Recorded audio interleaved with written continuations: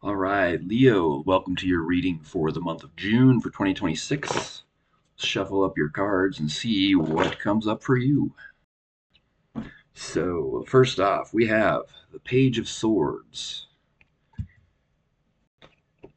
the Four of Cups. You can tell my cards have been through quite a lot. They're a little beat up. Um, just a mark of experience. The Two of Cups, Four of Pentacles, and maybe one more. Three of Wands. So, all right, so I'm getting a very strong, the watched pot never boils kind of vibe from this. So the Page of Swords tends to represent kind of fixating on something, almost obsessively, maybe, just constantly focusing on one thing.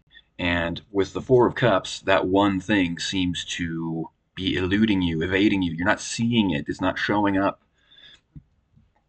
And based on the fact that the next card is the Two of Cups, in some cases, I mean, this is a complicated card. Typically, people say that it represents relationships, and in this case, it could. Maybe you're waiting for somebody to text you back or call you back or get back to you, whether it's a potential partner or a project that you're working on, like a client or something like that. But it also, on a much deeper level, which the level I kind of prefer, it's really more about the conscious and subconscious mind coming together in order to kind of heal and reabsorb a certain type of energy, typically revolving around some kind of repressed trauma, like a wound, an emotional energy that is now being brought to the surface, and you are analyzing it and feeling it at the same time. So you're applying your intellect to the subconscious and sort of healing a wound. Um, so regardless of the actual situation, whether it's a person or something else, this feeling of like fixating on it is actually it's a form of anxiety. The assumption that it's not going to happen, it's going to go away. Um, and then we have the Four of Pentacles, which tends to be like a sense of clinging to something, clinging on tight. Sometimes can even manifest as a physical sensation, like in your chest, around your like spine, your heart chakra. There could be like a knot. So there's this kind of nervous clinging to something, like afraid that if you that it's not going to happen, and if you don't keep focusing, it's going to go away. It's just a nervousness of like the future. There's just something. This is kind of repeating this concept. There's something that you're waiting on that's just not quite showing up, and that is creating a very specific feeling in you. And while you may want to get rid of that feeling, or you feel like this thing that's supposed to show up is the cure for that feeling, you kind of have to look at it from a different angle and realize that that feeling that's coming up is kind of the point, like the higher self, the universe, the God, whatever you want to call the sort of higher intelligence in the universe. It's kind of putting you in this position to make you face this feeling.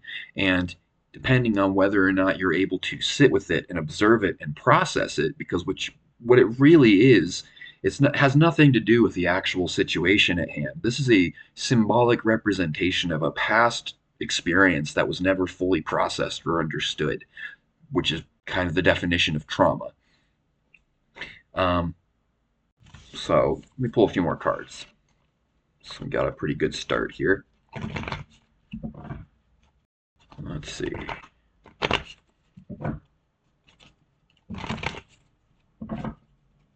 feel like I could feel half of you clicking away just because I took 10 seconds to to shuffle. Um, Wheel of Fortune. The Five of Pentacles. My least favorite card.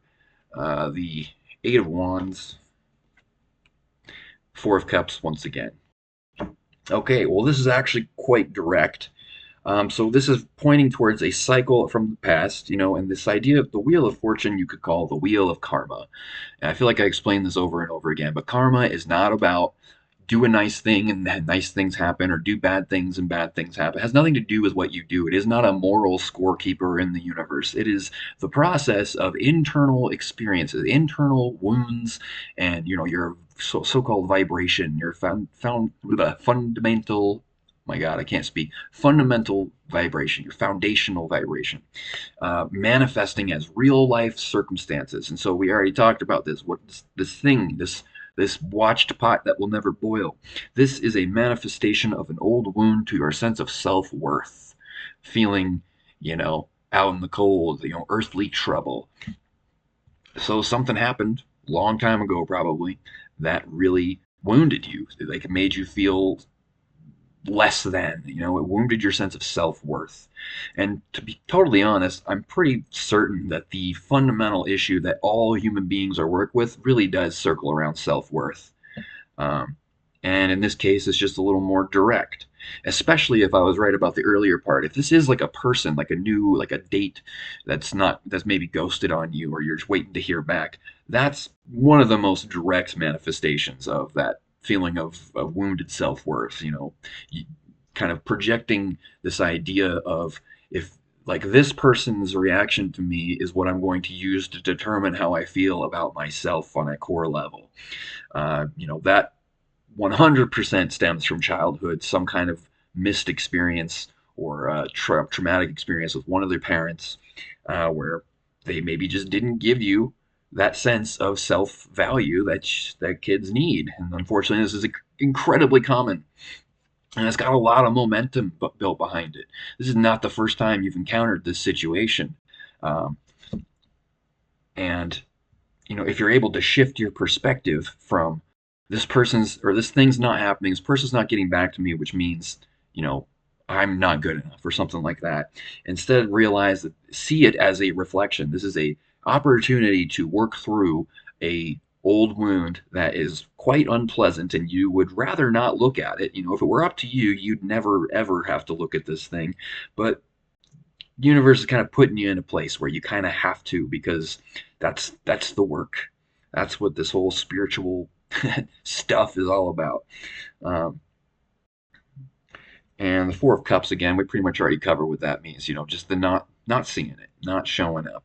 Um, yeah, okay. Now I'm starting to just pull the same cards over again. Four of Pentacles again.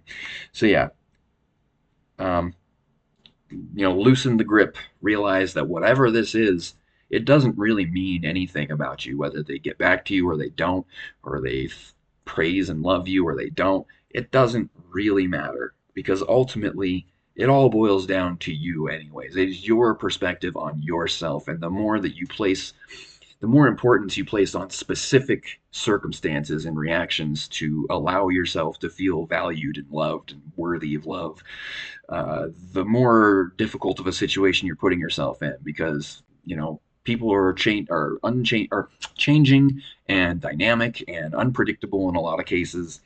Um, so, anyways, I'm going to leave it at that for now. If you want to get deeper into any of this, or if you want to learn the meanings of the cards, signs, or planets, check out my website down below. Hit the like and subscribe buttons, and I'll talk to you soon. Take care.